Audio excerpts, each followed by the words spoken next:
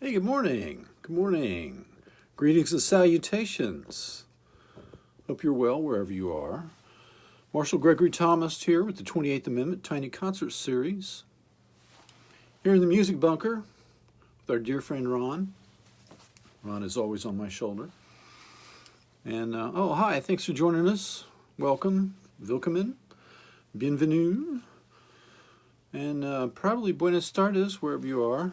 We're out here on the West Coast, coast with the most, and we're going to talk about climate change. There's been a lot of talking past each other here lately, and it's a very contentious issue. I remember when I was 10 years old, I was growing up in Oklahoma, Texas kind of thing, and went out to California to visit a relative out there, some relatives out there, and it's 1972. And we go down into the Los Angeles Bay. It was, just a withering drive in the middle of a summer cross country.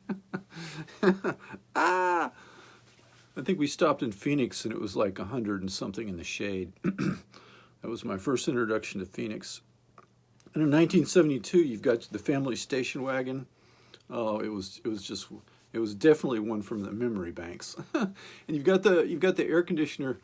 You crank it. You roll up the windows and you crank it up, and you try and head across the desert. In the early morning hours before it gets hot. And of course, you never get to your destination before like the main heat of the day.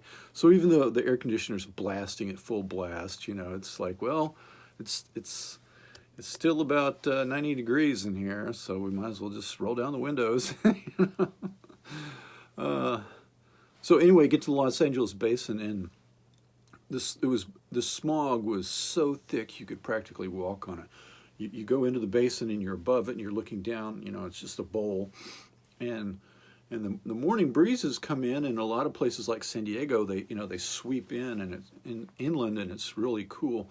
But in the basin in LA, it doesn't ever, sometimes it'll come in and sweep out change out the air, but usually it's trapped in that bowl feature, and that's exactly what Mexico City was too.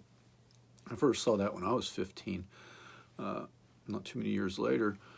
So I'm looking at this, and I've never seen anything like it. I mean, this level of smog. If you saw it today, even pictures on the internet don't do it justice. You should Google it. But you could literally walk on it. It was like an elemental thing. And we go down there, and I had a relative by marriage. The guy, he's a World War II vet. He's already, I don't think he was 70, but he was probably in his upper 60s when I meet this guy when I'm 10. He's got emphysema. And he's a smoker, of course. He's done it to himself. Yeah, let's blame the victim. They were proselytized. It's in every cool person in the movies is like puffing away. So of course the guy's smoking. And he's probably like 67, 68 years old, if maybe not even that old. He's got emphysema real bad. He's got a breathing assist thing. He's down in this basin. The smog killed this man. Okay. The smog killed him.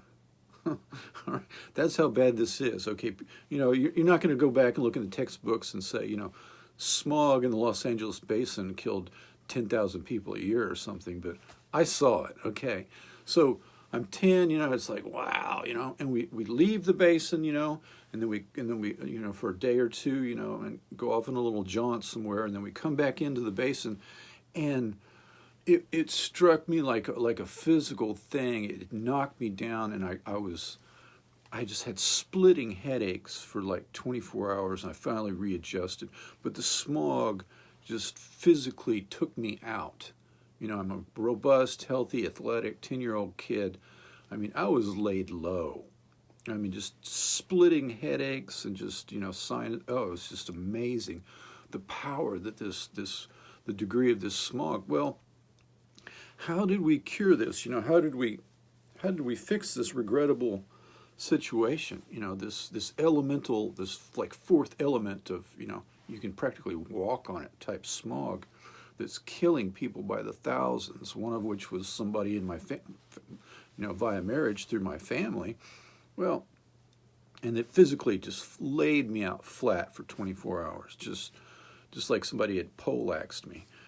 Okay, so did people cut back on their driving? Did they start driving like every other day?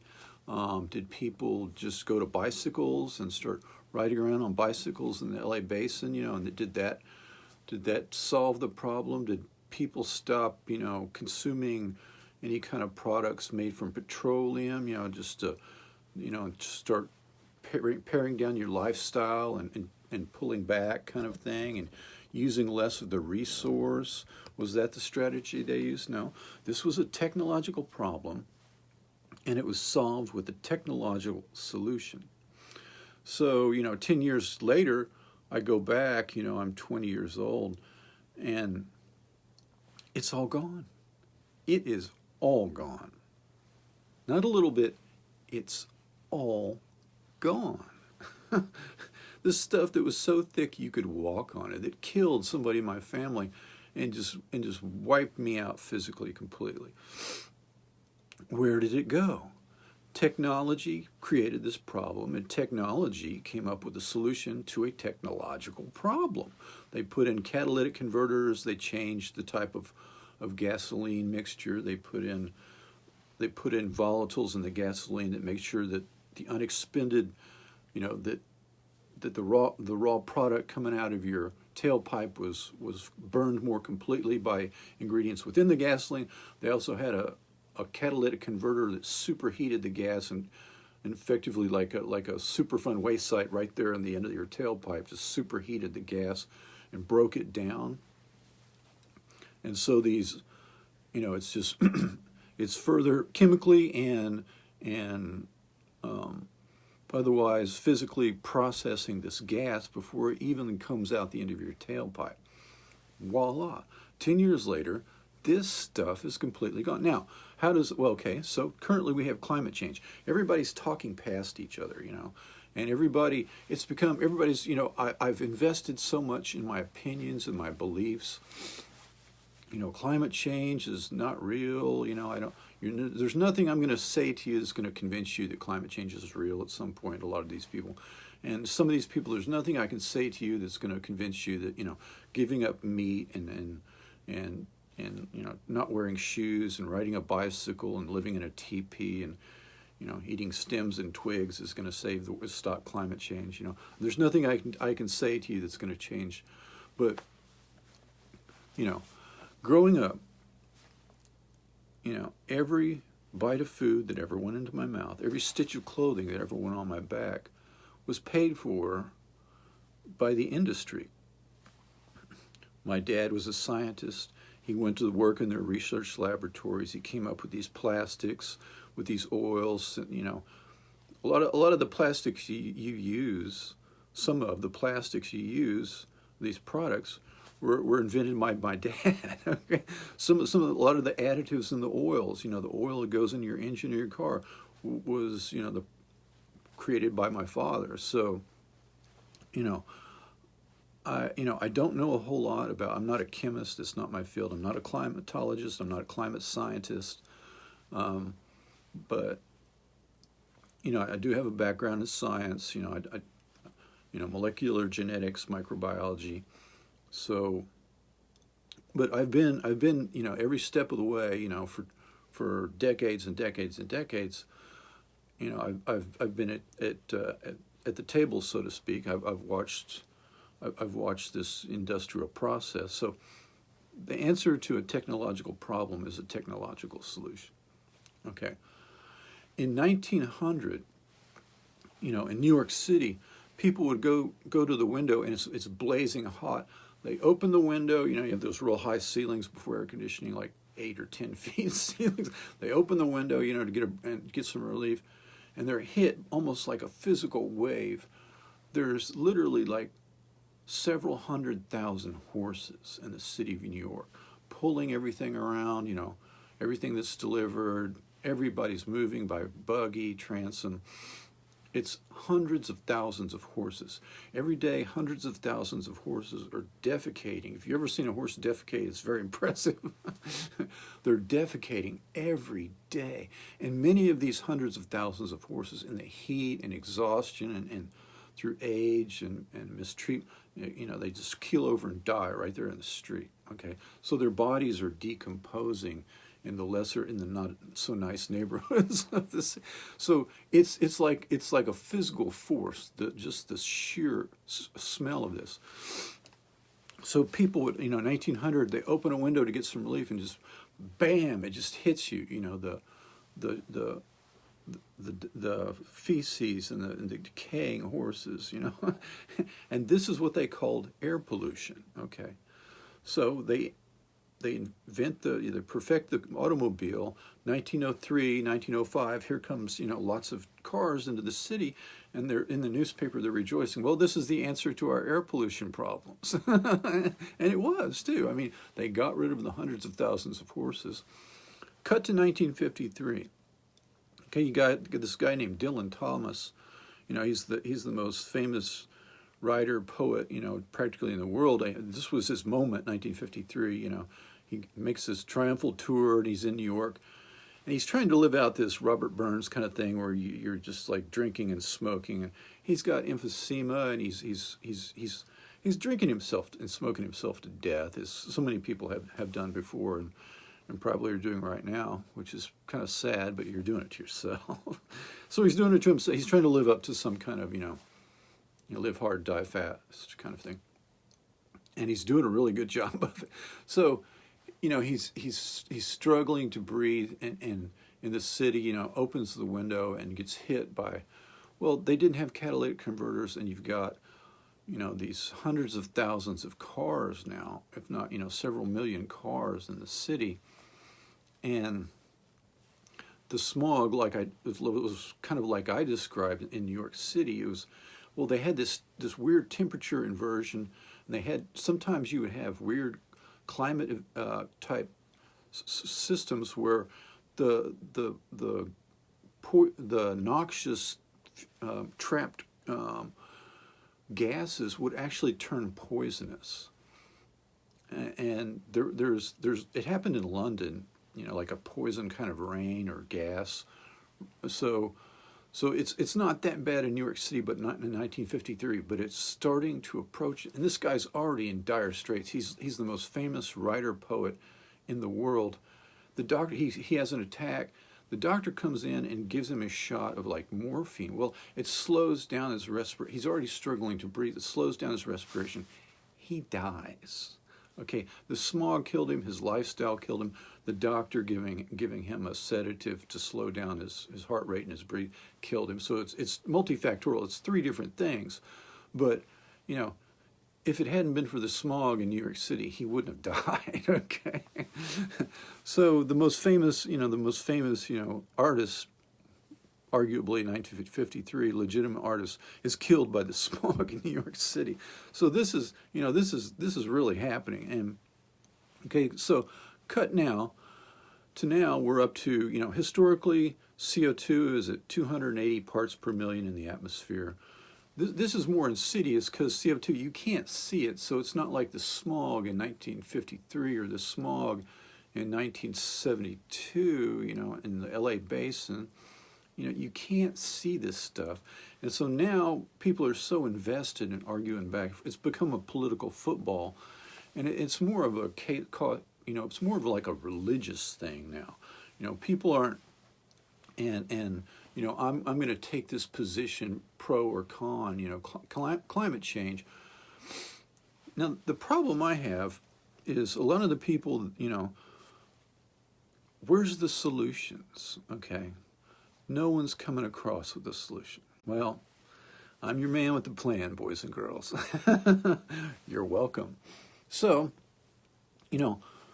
we currently have an answer to climate change. The purists aren't going to want to hear that, aren't receptive to this. And the purists think we should cut back and, I mean, if I went to the people in 1972 in Los Angeles Basin, and I said, you've got to stop driving cars, you've got to start riding bicycles, you've got to stop eating meat, you got to stop using petroleum products, and this is how we'll get rid of, this terrible smog that's killing thousands of people a year in LA Basin. I don't think that would have worked too well. And would it have done anything ultimately in the end? So what people are proposing is more of a religious kind of revival kind of thing. It's like if we live lives of purity, I'm going to be moral, pardon me, Freudian, more ethical than you are, and it's kind of like posturing, unfortunately. And the real tell on this is, where's the solutions? Where are the solutions that people are coming up with? Okay.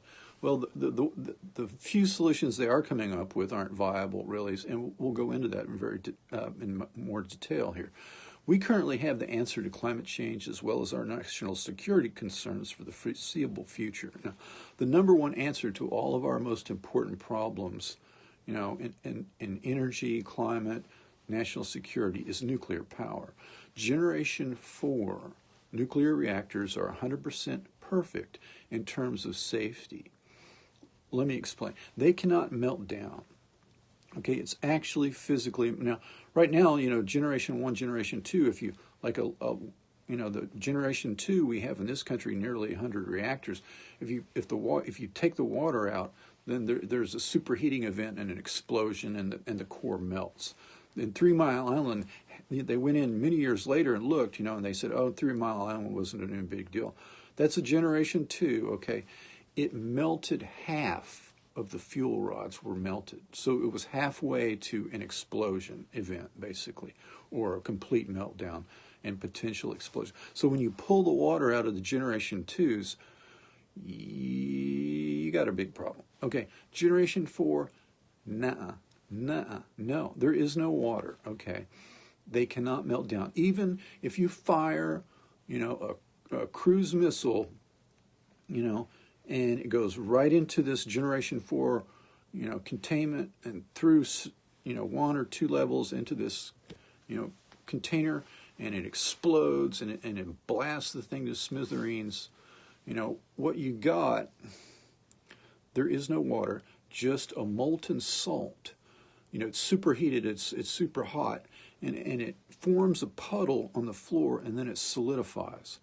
And there's not a radioactive leak. So what you have is a nasty little puddle on the floor.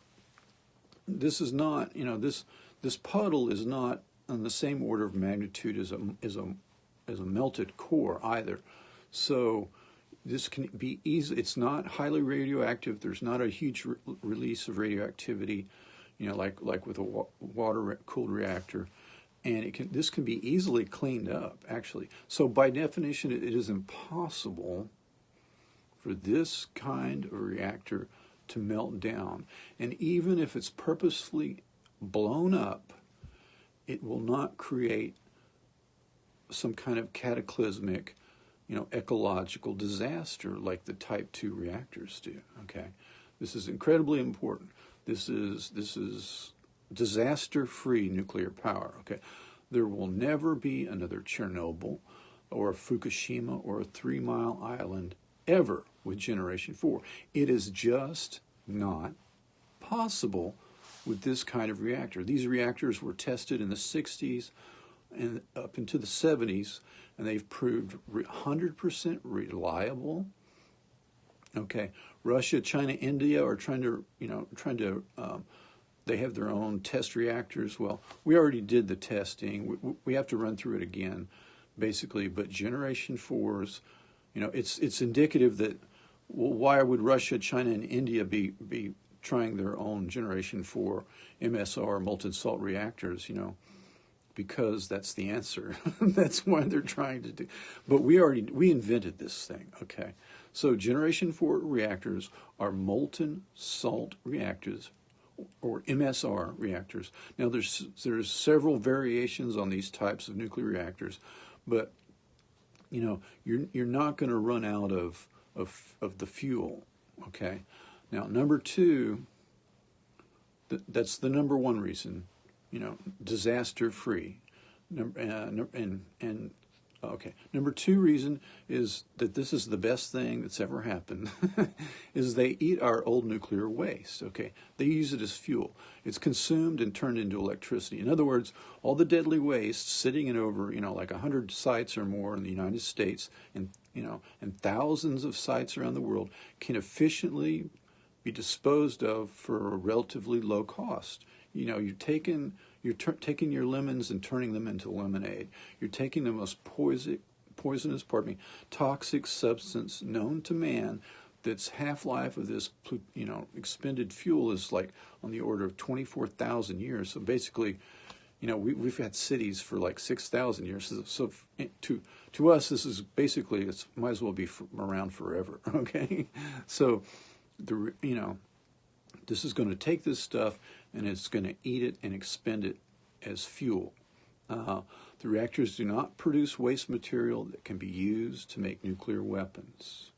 Very important. The reactors do not produce waste material that can be used to make nuclear weapons. They're much smaller and easier to build and transport. Think of like an oversized kind of semi-gigantic hot water heater, the size of, about the size of your bedroom. Well, actually much smaller than that. It would fit in your bedroom, okay? So 4 of them can generate as much power as the current, commercial ginormous nuclear, type 2 nuclear reactor. They can be easily grouped together in 2s, 3s, or 8 or 10 at a time on one site. So you can take an existing nuclear site and you can start just putting these things in there. Or you can find old abandoned like coal-fired plants, that have been shut down, and you can just, start placing these there. They can be mass-produced near existing shipyards in a very efficient and manner, cheaply and safely shipped anywhere in the world. Okay, and because of their size, they're fairly easily transported. So this is going to cut down on a lot of this cost. So, number 1, no explosions. Number 2, eats nuclear waste. Okay. 3, there's no CO2. Okay, so the reactors are, these reactors, the Generation 4, are the only existing surefire answer to climate change. Okay, and I'll explain.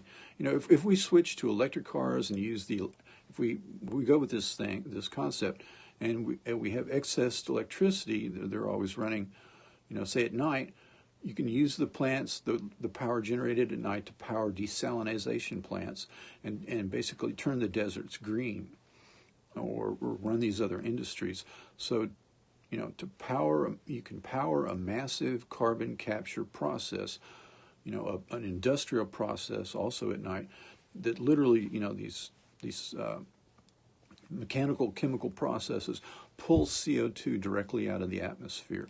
If we're paying somebody $20 or $100 a ton, then they'll build these plants and they'll use we'll green the deserts. For instance, Australia would be a great test site. Australia 80,000, 100,000 years ago was basically a tropical island, and now it's basically a desert island due to human habitation. So you run your cities during the day and at night. You run the desalination plants and you use the water piped in from the ocean to basically begin to create a larger and larger mass of forest cover. And at a certain point, the prevailing ocean currents, when they travel over the forested area, will begin to start dropping the moisture, and you'll create a water cycle over this increasingly larger and larger green biomass, and then it will reach a tipping point where it's self-supporting. So you won't necessarily have to pour water on it with the desalination plants, because once it's big enough, it stores enough water in the ground and in the biomass itself that it starts a water cycle with the prevailing winds. So We can green the deserts. We can also run these industrial size scale processes that are pulling, gigatons a year, literally billions of tons a year of CO2 out of the atmosphere. So we're going to be going from 415 parts per million back down to about 280 is the historical norm for CO2 within the atmosphere. So now by contrast, we can do this in a relatively short time. It's just a question of will. By contrast, alternative energy, wind, solar, will take. We're currently on a greater than 50-year time scale, scale up. So we're on a trajectory to take over 50 years to put these in place. Well, basically we don't have that long. We're being told. Now, I'm not sure that anybody knows for certain. That's part of the problem with the time scale on this is. But we're doing an experiment. So currently, alternative energy is on a trajectory of over 50 years to scale up to the necessary. That's not soon enough. Now, wind turbines will radically alter the landscape. We'll just build windmills everywhere. Well, everywhere you go, when you get in the car and you start driving somewhere, you look out over the landscape, and what are you going to see? We can put them out to the ocean over the horizon and we won't see them. Well, that'll work somewhat, but basically you're talking about transforming the entire landscape. Okay? You're killing millions of birds, and that's not a good thing. Now, solar will it's taking up vast tracts of sensitive habitat. Where can you build solar? Well, we'll just stick it out in the desert. Well, if you're an ecologist, you're like, we have threatened wildlife out here, and you're building these giant complexes, solar complexes, and you're displacing threatened wildlife. So it's going to have a massive footprint, and it has other knock-on effects. Now, both of these power sources are generated far away from where they're needed. And neither one, so the farther you send your electricity across the grid, you're losing power resistance as it's, so if you're generating this 40 or 100 miles away, you're losing half or more of the electricity you've generated just getting it to this place where the point of consumption. So these are technical problems, but the problem is these have not been solved. Okay. So you can't use wind and solar and incorporate them into the grid without using a massive amount of natural gas capacity ready to kick in for the time periods when the sun and the moon, when the sun and the wind are not present. So it's your contribution from the alternative source is going to go up and fluctuate, and you can't tell when it's going to fluctuate into the grid. So to make up the difference, you have a massive capacity. You have these giant plants ready to kick in, and then they start generating electricity using natural gas. This is incredibly wasteful to have this excess capacity of like 50%, always on standby. It's idle. I've seen this before. I lived in Houston for a long time, and they built these very large, $40 or $50 million plants. Robinson was one, HLMP Robinson. And what happens is in the summertime, it's 98 degrees in the shade. And so like 1.5 million air conditioning units all kick on at the same time. So there's this massive surge of, pull on the grid. And so they had to have all these stations, like half a dozen of these, you're talking like $300 million plants just sitting there idle, waiting to like kick on, just to keep the juice flowing, to keep the grid from going down when everybody's air conditioner kicks on, in the middle of July and August. And it's only like that, and for just a few weeks in July and August. And when everybody's air conditioner kicks on at the same time. So you have this massive investment for like, eight weeks out of the year, 16 weeks out of the year, and it's only used part of that time during the day.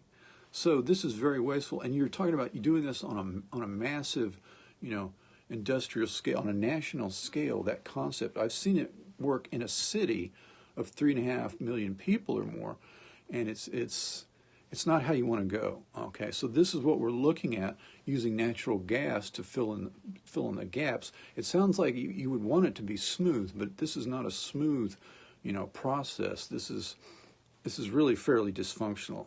Okay, so now currently, once wind and solar get to be about 30% of a grid, even places like Germany, where they've spent massive amounts of wealth to maximize the contribution of wind and solar on their grid, they hit about 30%, and then you run into technical problems that currently have no answer.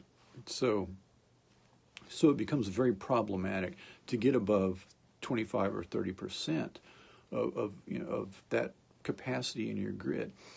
These are both very expensive compared to our cheapest alternative, which is coal and natural gas. Coal and natural gas are cheaper. No, wind and solar are cheaper. No, sorry. Coal and natural gas are cheaper. So, so the economy of scale, so economics says we're waiting for the alternative energy to get cheaper than coal and natural gas. Well, Generation 4 nuclear is the cheapest energy source by far, coming in at 60% of the cost of coal, its next closest competitor. So the cheapest thing we have is coal, which is a bad idea. But even this is 60%, 62%. We can probably get it down a little bit. This is, 60%, currently 60% of coal. So we're talking about virtually unlimited supplies of electricity, safe, clean, with CO2 free, at almost a little over half the cost of our cheapest alternative that we have, period. Our cheapest source of power we have at all. Now, people who study alternative energy agree that, the technical problems in alternative energy have not been and may never be answered. You're generating vast, quantities of these solar panels, and this is a huge amount of waste. The footprint is huge. So now some people are willing to lie and fudge the statistics because they believe so intensely, and they've invested so much of themselves in the alternative power vision. And this is laudable, but when you start being disingenuous to kind of get people to go along with you, I'm not saying that they're lying about everything, but I am saying that they fudge the numbers and the statistics, and they present it, rhetorically in a way that makes it sound perhaps better than it is, because they believe, they want an answer, they want a perfect answer. This is not a perfect answer, but they're willing to try and obfuscate and lie on some level. Many individuals are. Playing with numbers and playing with the rhetoric, the words, in order to get people to invest in an alternative energy future, because they feel like they're saving the human race and saving planet Earth. They're trying. So they have the best of intentions, but some of these people are full of it, okay? Because they're invested and they believe so intensely. Well, it's not the answer, per se. Generation 4 nuclear reactors can be mass-produced to replace fossil fuels in less than 10 years' time. If we decide to make climate change our number one priority, if the United States government and the people decide on a moonshot program that unites academia, government, and private industry with clear lines of authority, an energy czar who's in charge of this, who has absolute power, somebody that's super competent, not a political hire, clear lines of authority, a mandate, just like John F. Kennedy stood there and said, we're going to the moon, we're going to take a man to the moon and return him safely, within 10 years. Boom. Very succinct, very clear. it's going to cost this much money. We've allocated this money. You know, we put in scholarships. If you want to be a rocket scientist, you know, we'll pay your way in school, kind of thing.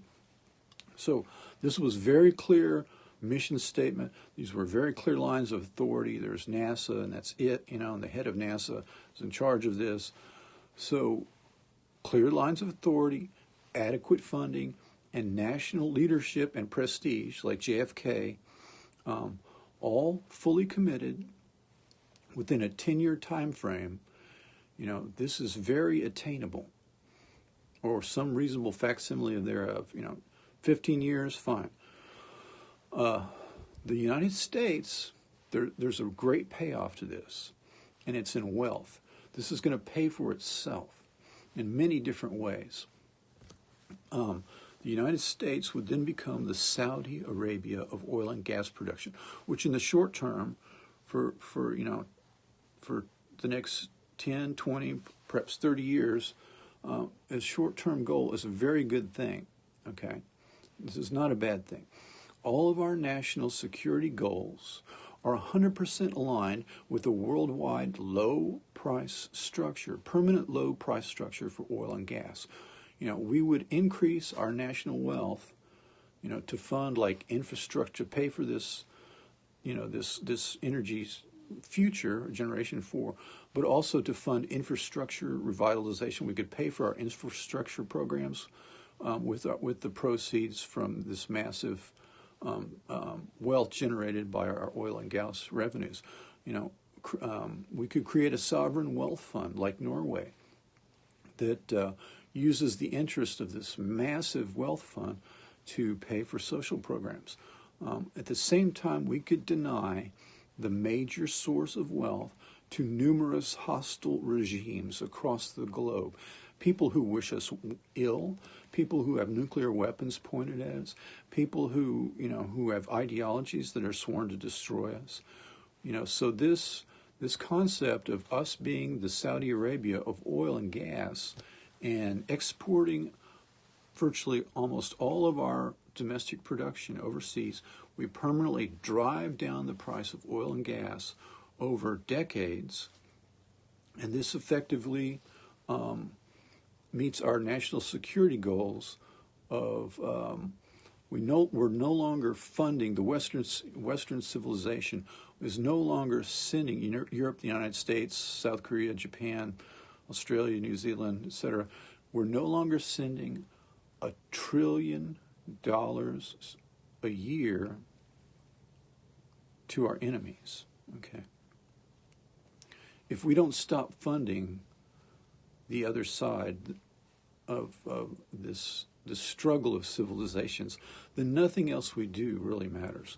This is a way to, you know, it's a force multiplier. You're doing 3 or 4 or more fantastic things at one time. Now, Generation 4 nuclear energy could be staffed and operated by the Army Corps of Engineers. The funding structure could be a government-controlled, public-private consortium.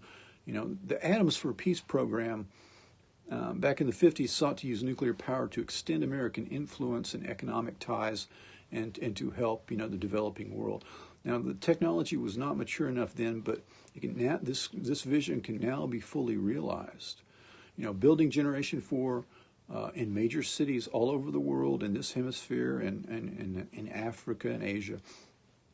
You know, for our allies and neutral nations, this can extend influence and power, and free electricity, you know, for 5 or more years to developing nations is a very attractive alternative.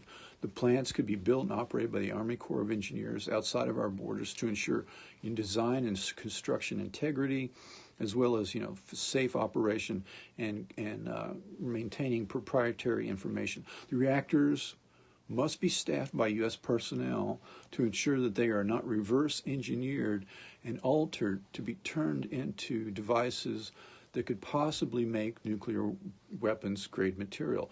In other words, it is not out of the question, conceivably, that some evil geniuses that control one of these plants, you know, like 50 years in the future, can go in and they can fundamentally change the engineering of the plant to where it actually does become a bomb factory. So, nothing is completely perfect. But the way the plant is engineered, designed, and is operated, it is not producing weapons-grade material. So if the U.S. Army Corps of Engineers is in charge of this and they're operating, 100 or, sites here in the United States and they're operating, 100 sites abroad, we're maintaining, national security in that manner. So now, this eventuality is unlikely, but it can't be ruled out entirely. And so you got to guard against this kind of thing. Atoms for peace, also, it makes it possible to coerce hostile states from taking military action in the future.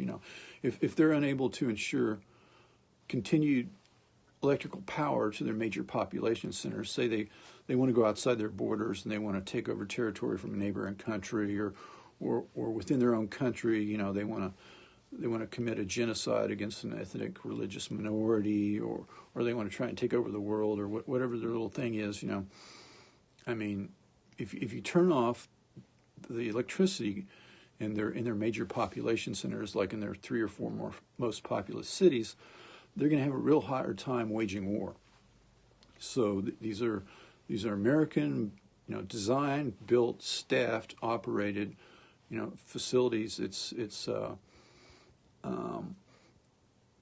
There's precedents for this in movies. Think of the movie Mad Max Beyond Thunderdome. Who controls Bartertown? Master Blaster.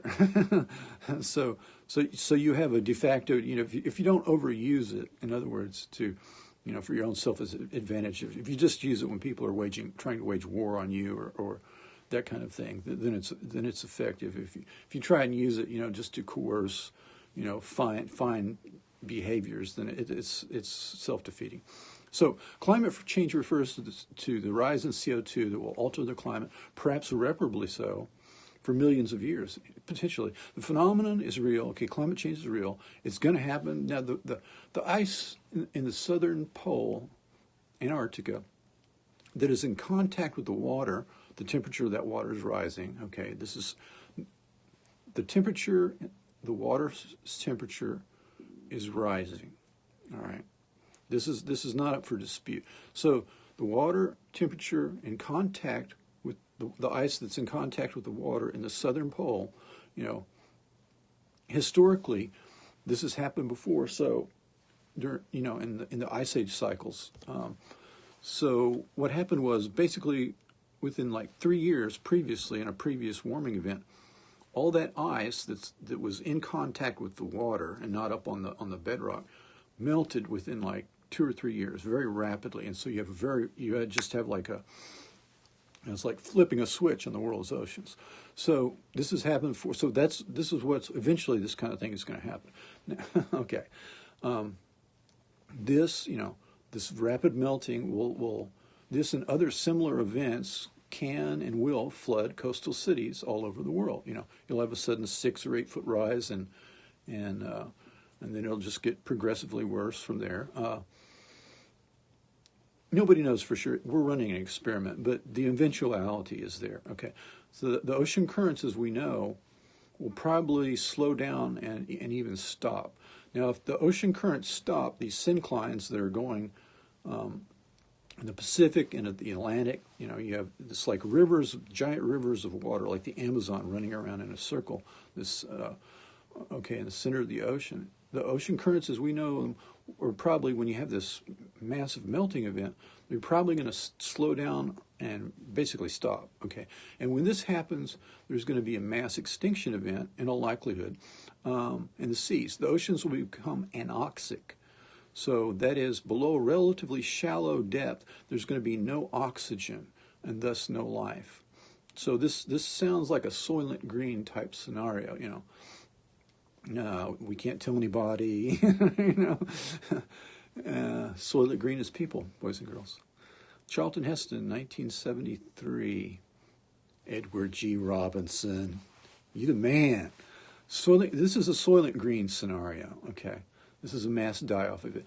But most climate scientists and oceanographers, will probably agree with the strong possibility or likelihood. You know, a lot of people don't care what scientists say. Well, I'm telling you what I just described happening of the once the ocean currents stop, you're going to get an anoxic event, and it'll be like, have you ever been in one of those ponds that's just very still and kind of shallow, and it forms that duckweed on top, and it's very, you know, that the oceans will be stilled, and there'll be an anoxic event. So it'll be a mass die-off event. It'll just be a dank kind of pool. Okay, this has happened in the geological record, and it takes millions of years for this whole process to, like, for the reset button. Not hundreds or thousands. It takes millions and millions of years for the process to begin again, and for the oceans to heal themselves in the atmosphere. So Earth is a self-correcting mechanism. However, if it goes off the rails that hard, you're looking at millions, like 10, 20 million years. You know, I'd have to go back and do the research, but look it up. But this was a historical event, you know, in the age of the dinosaurs, kind of thing. So, all right. So, you know, most climate scientists, oceanographers, will probably either agree with a strong possibility or likelihood. It's a possibility or a likelihood. I'm sure that most of them would say it's a possibility, yes, I agree, or it's very likely, there's a likelihood, yes, I agree. Most of them would say that, okay, of what I've just described. So basically, we're embarked on a vast chemistry experiment, okay, with an uncertain outcome. Now, there's no reason to continue this experiment necessarily.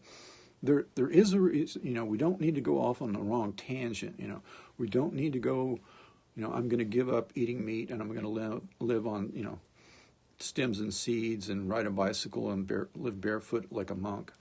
You know, that's not the answer here. So if you go off on the wrong tangent, if somebody supplies an answer and it's the wrong answer, isn't that almost as bad as continuing on the road we're on, as going off, taking a fork in the road and it's the wrong way?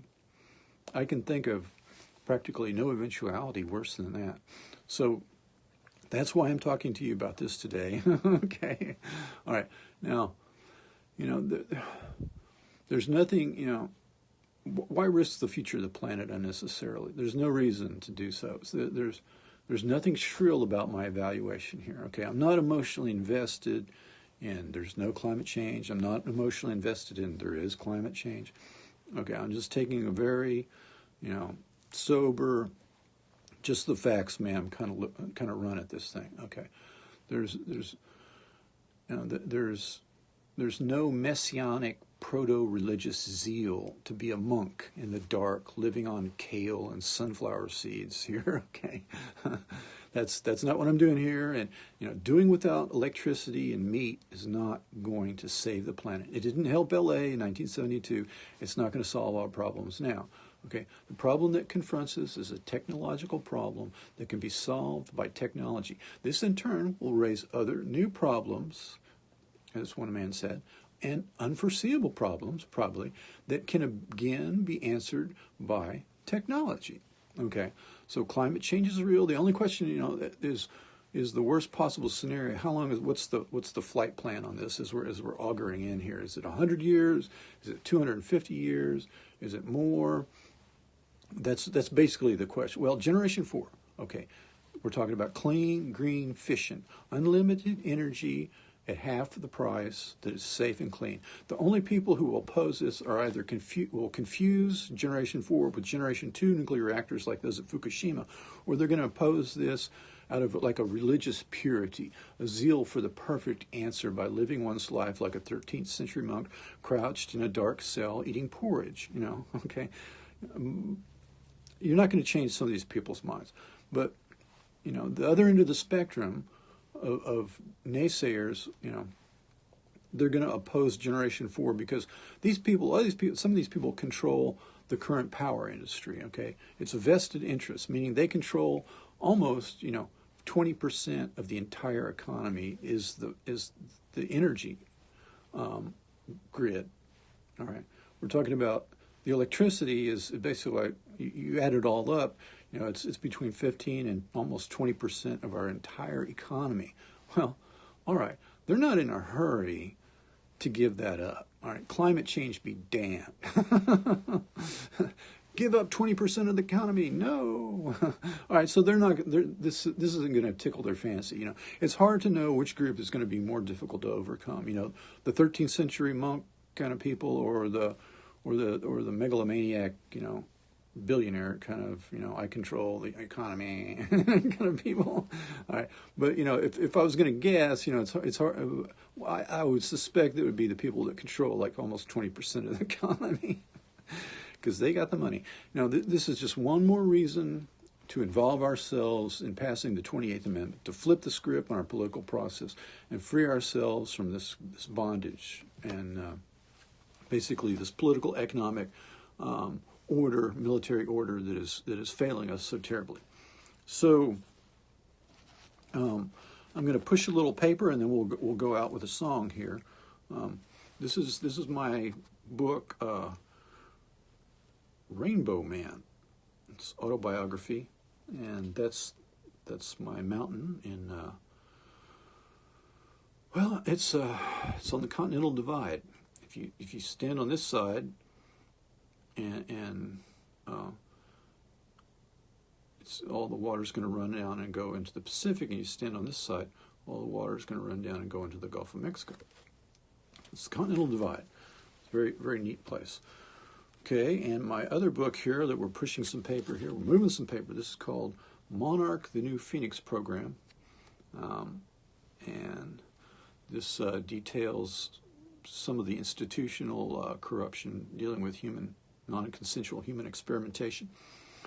Crime of the century, in fact, been going on since 1943. Just one more reason to go with the 28th Amendment. So when you see this, the One World Eye, the cosmic eye. This is my trademark. So you see this, you know you're in the right place. Okay? All right. Marshall Gregory Thomas, 28th Amendment. Now, should we do some? Wow. I think we're going to try a song instead of yammering on for some more here. This may be very short-lived. I'm looking for some water. Let me see if I can find some water. One moment, please. Bear with me. Thank you. Aha.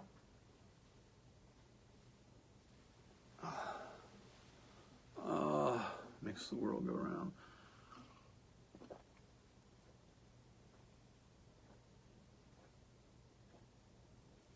I'll put it up here by the computer. Nope. Not going to do that.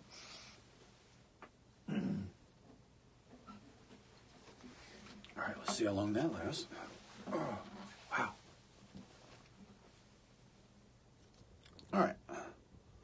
Stop it down a little bit. Oh, wow. Yeah.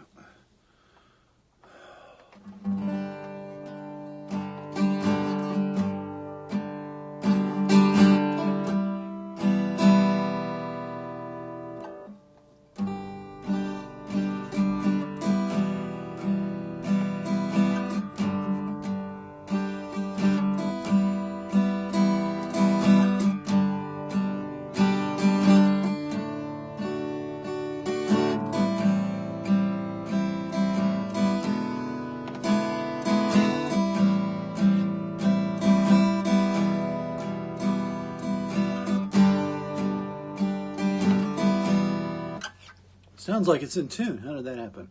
I've only dropped it twice in the last 3 days. Hopefully not. Okay, so this one's called Light Rising. Light Rising, as in light rising in the West. And this is for all of our traumatized vets out there trying to get through the day.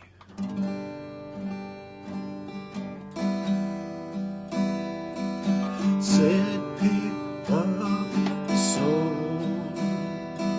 They said pick up the soul.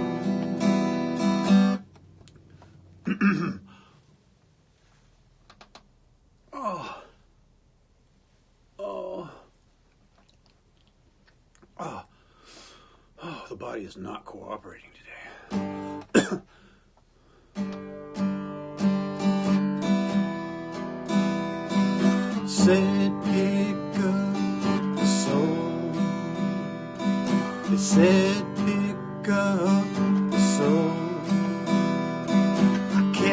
My world is a wicked world, septic of the soul. Can't find my way home. Can't find my way home. Don't let devil take me. Why did God say can't find my way home?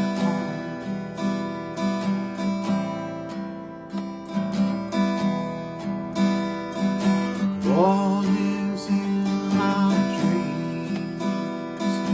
War lives in my dreams.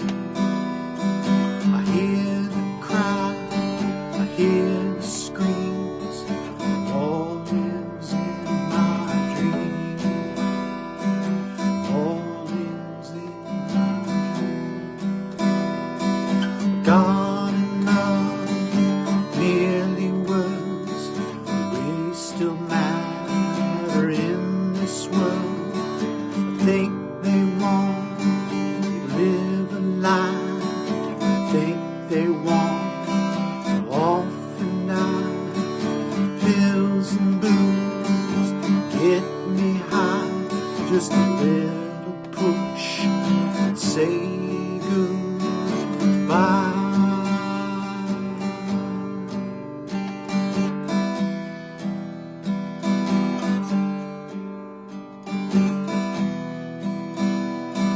Show me the way home.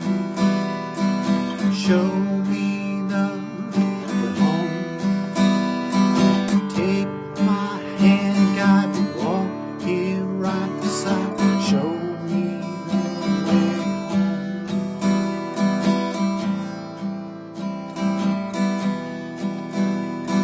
Your lies are lighting my soul.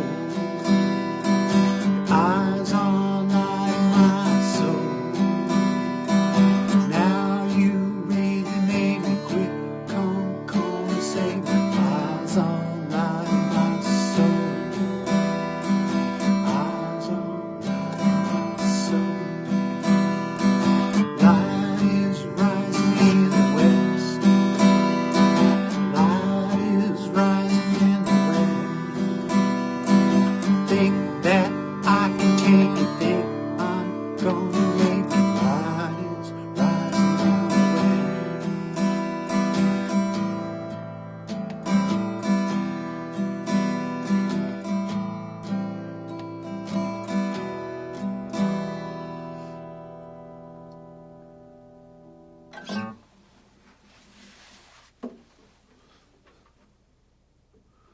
Well,